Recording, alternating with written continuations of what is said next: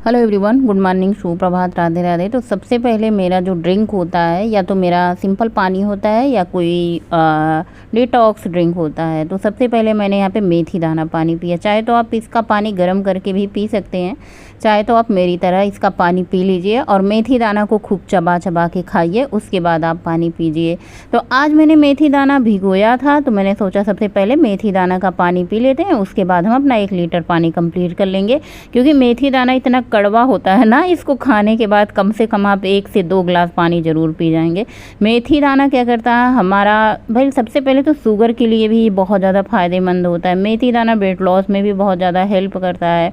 मेथी दाना हमारे बालों के लिए भी बहुत ज़्यादा हेल्प करता है, जिसके बाल झड़ रहे हैं, मतलब हर तरीके से मेथी दाना फ़ायदेमंद ही है अगर आप इससे सुबह खाली पेट खाते हैं तो आज मेरे घर में ये था ना कि पोहा बने हुए बहुत ज़्यादा दिन हो चुके हैं और आज पोहा बनाया जाए, खाया जाए। क्योंकि रोज़ दाल चावल रोटी सब्जी जब बन जाती है तो उसके आगे पोहा कौन ही खाए। दूसरी बात थी, जब बच्चे स्कूल जाते थे तो पोहा कभी कभी टिफ़िन में दिया जाता था, लेकिन वो ठंडे हो जाते थे। तो आज मैंने भी कहा चलो भाई खाना ना बना के आज पोहा पार्टी किया जाए। तो बस पोहा मुझे बहुत पसंद है, वेट लॉस में भी इसने मेरी बहुत मदद। और पहले जब मैं वज़न कम करती थी ना, इतना ज़्यादा मुझे नहीं पता था डाइट कैसी होनी चाहिए, क्या खाना चाहिए क्या नहीं खाना चाहिए। मुझे बहुत ज़्यादा भूख लगी है पहले और अब में बहुत ज़्यादा अंतर है। अब मुझे पता है ना कि मुझे खाना पीना क्या है, कब खाना है, पानी कब पीना है, कब नहीं पीना है। पहले मुझे कुछ भी नहीं पता था, बस मुझे ये पता होता था कि खाना है कब, मतलब भूख लगे ना लगे हमेशा खाना रहे। मतलब खाना खाना खाना एक तरह होता है ना कि बस दिन रात खाने में ही लगी रहती थी। लेकिन अब ये है कि अगर पेट फुल है, अगर भूख लगी है तो खाना है, नहीं भूख है तो नहीं खाना, चाहे कितनी भी अच्छी चीज़ हमारे सामने हो।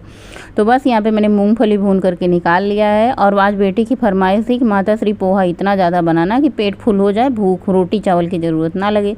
मैंने कहा ठीक है। तो यहाँ पे 4 लोगों के लिए पोहा बन रहा है। खूब सारा प्याज हरी मिर्ची कट करके डाल दिया था, राई का तड़का दिया था। उसके बाद इसमें प्याज पक जाने के बाद मैंने टमाटर डाल दिया था, करी पत्ता आप ज़रूर डालिए। उसके बाद नमक डाल दिया था, थोड़ा सा पानी डाल दिया था ताकि हमारा टमाटर और अच्छे से गल जाए। उसके बाद इसमें 1 चम्मच भर करके चाट मसाला डाल दिया है। ये चाट मसाला हमारे पतिदेव जी कहते हैं बहुत फीका फीका लगता है, थोड़ा सा चाट मसाला डाल दो तो और चटपटा हो जाए। तो मुझे याद आया कि चलो भैया चाट मसाला डाल देते हैं।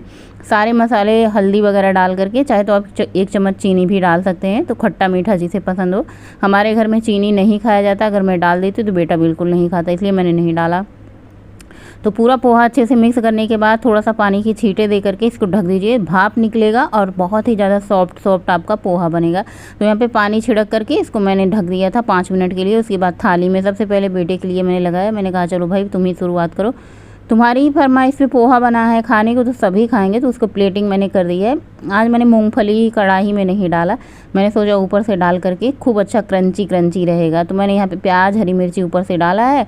उसके बाद यहाँ पे मूंगफली भी ऊपर से ही डाल दिया है। कढ़ाई में पोहे में मिक्स कर दो ना तो थोड़ा सा स्वेगी हो जाता है, जो क्रंचपन होता है ना, जो क्रंचीपना होता है इसका कम हो जाता है, इसलिए मैंने आज ऊपर से ही डाला। और सबसे पहले नींबू निचोड़ा, उसके बाद प्याज हरी मिर्ची डाला, धनिया की पत्ती डाल दो और भी मस्त लगेगा। अगर आपको नमकीन वगैरह डाल के खाना है तो वो भी डालो, लेकिन इसकी नमकीन डालने से कैलोरी बढ़ जाएगी। जैसे आप वेट लॉस में खा रहे हो तो आप मूंगफली डालो, सबसे अच्छा चीज़ है। इसके साथ नींबू निचोड़ के खाओ, बहुत अच्छा लगेगा। तो मुझे ऐसा लग रहा था ना इसमें नींबू निचोड़ के मैंने कम लग रहा था, तो मैंने कहा लो भाई आधा नींबू और निचोड़ देते हैं। तो बस आज भाई पोहा पार्टी हुई। पतिदेव जी कह रहे थे चाय, मैंने कहा चाय नहीं पीना है।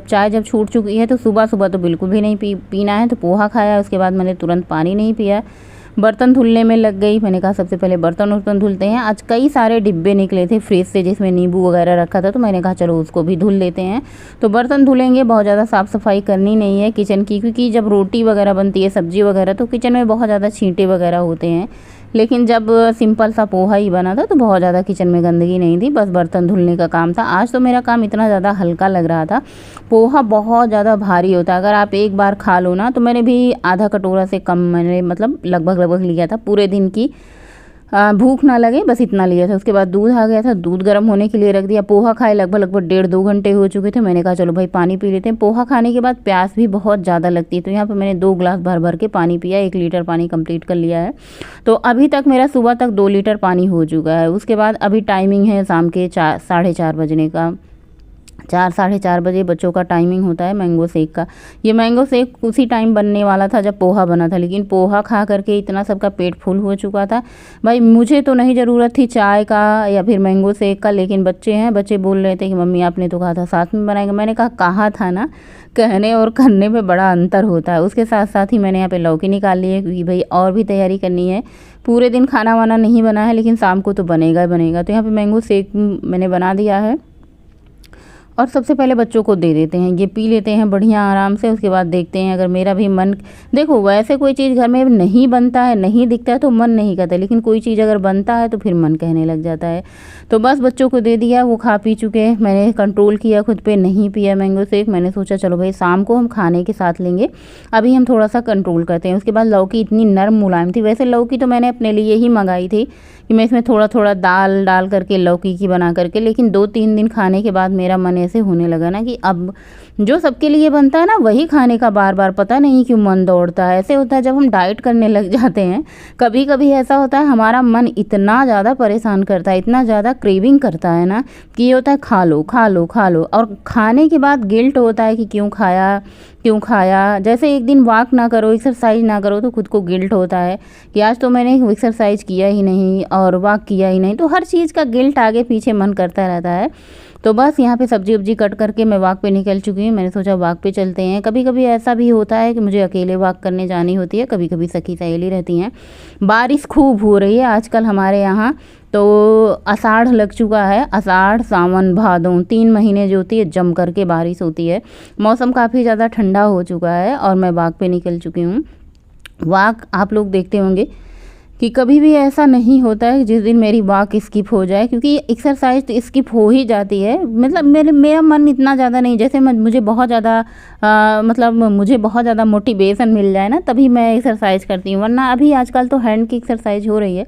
वॉक मुझे बहुत पसंद है। मतलब ऐसा होता है ना आपके शरीर में जान जहान है नहीं, चाहे मतलब व्रत हो चाहे कुछ भी हो, वॉक आप हर तरीके से कर सकते हो। वॉक में बहुत ज़्यादा मेहनत करने की ज़रूरत नहीं होती है। आप अपने पसंद का गाना लगाओ, वॉक शुरू करो, और वॉक से आने के बाद प्यास इतनी ज़ोर की लगती है, 1.5 घंटे कोई चल करके आए तो उसे प्यास ना लगे, वो भी इतनी तेज़ गर्मी में।